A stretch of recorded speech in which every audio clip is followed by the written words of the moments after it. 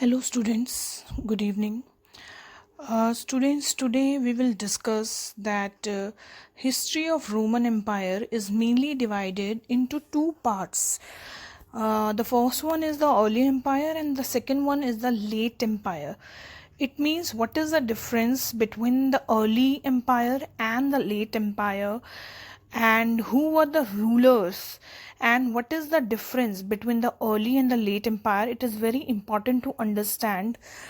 Students, in early empire it mainly covers the first 2 centuries which we have discussed earlier, which is known as the Augustus period, Octavian Augustus, or the peaceful age. And student, there were mainly three players in the early empire. The first one was the senators or the senate, the second is the emperor, and the third one is the army. Senates were like a parliament who mainly gave their suggestion on the orders of the king. They were like a sub emperors. It means they had a power in their hand to take the administration decision, the decision regarding the revenue, the decision regarding the appointments, all was taken by the senators. And then emperors mainly lived in Italy or Rome, and they had a limited control on the senates. It means यहाँ मैं आपको बताना चाहती हूँ that in Roman empire जो senators थे उनकी जो पोजीशन थी एज कंपेयर टू एम्परर बहुत ज़्यादा थी, क्योंकि वो मेनली पूरा का पूरा एडमिनिस्ट्रेशन हैंडल करते थे.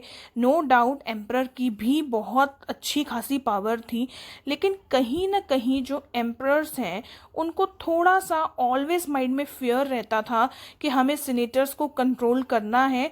If we will not control them, one day they will replace they can replace us. It means कहीं ना कहीं वो हमें रिप्लेस ना कर दें, because senators were very powerful. And the third main player here is army. The Roman Empire had the strongest army, but the most important is that they were paid army. They were the professionals. Paid army means उनमें कोई ऐसा नहीं है कि ज़रूरी कि एक patriotic feeling आएगी तभी वो आर्मी को ज्वाइन करेंगे. No, the more you wisely go ahead and fight in the war, the more you receive. It means वो पेड प्रोफेशनल आर्मी थी, उनको एक सैलरी मिलती थी, और जितना अच्छा आप सर्विसेज दोगे उतनी आपकी प्रमोशन के चांसेस जो हैं, सैलरी इंक्रीज होने के चांसेस बढ़ते जाएंगे. बहुत ज़रूरी नहीं है कि सिर्फ आप, क्योंकि आप सिर्फ पेट्रोटिक फीलिंग हो, देशभक्ति की भावना है आपके अंदर, तो आप जो है आर्मी ज्वाइन करोगे. No, it was not compulsory. And the second most important point is that 25 years services. Every person who had joined the army, he or she had to give at least 25 years of services. जो उनकी retirement होती थी वो 25 साल के बाद होती थी, तो 25 साल तो आपको सर्विस देनी ही देनी है. स्टूडेंट्स, ये जो आर्मी का यहाँ क्वेश्चन है, it is very important from the exam point of view also. 2 marks का या 4 marks का, very important from exam point of view. Now we have discussed the early empire. It means the first and the second, the peaceful age is known as the early empire. Now what after this?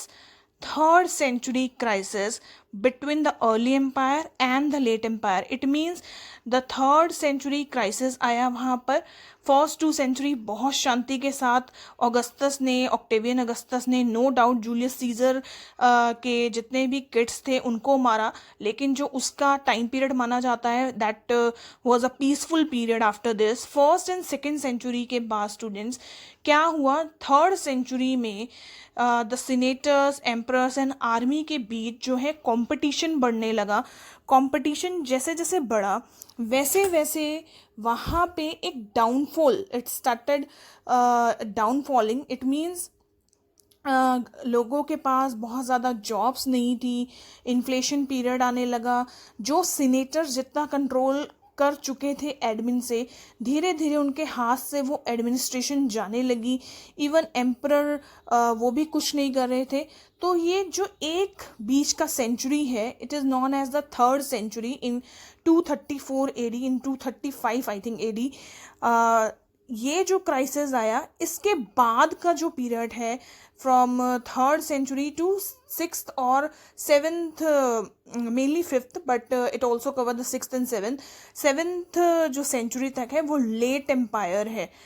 तो जो ये बीच में, क्योंकि Roman empire बहुत ज़्यादा vast empire था, Europe, north Africa and west Asia को cover up कर रहा था, वहाँ से इनको इनकम इतनी ज़्यादा आ रही थी, लेकिन जितनी भी इनकम इन्होंने कमाई थी वो 3rd सेंचुरी में धीरे धीरे बहुत ज़्यादा डाउन आ चुकी थी इनकी पोजीशन। लेकिन फिर 3rd सेंचुरी के बाद लेट एम्पायर पीरियड जो है उसमें धीरे धीरे सब कुछ ठीक होने लगा। जैसे एडमिनिस्ट्रेशन पहले चल रहा था, जैसे इनके पास पैसे थे पहले, वैसे ही बाद में भी इनकी रिकवरी हुई। This is known as the late empire period. 3rd century crisis में what exactly happen, Roman power fading and increasing the tension and difficulty in controlling the massive empire due to the rivalry between the three main players, the Senates, the emperor, and the army.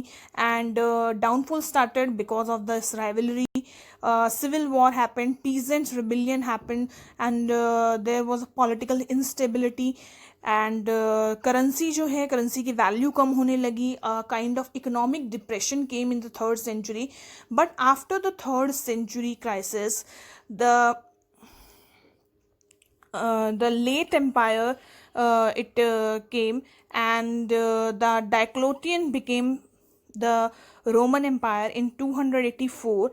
And student, after the 3rd century to 5th century, इट मीन्स 401 to 500 AD जो है, ये सारा period माना जाता है late empire का। और इसके अंदर जो है लेट एम्पायर में मेनली बहुत सारे रूलर्स, बहुत सारे एम्परर्स आए, बट जो मेन था वो था डायोक्लेटियन।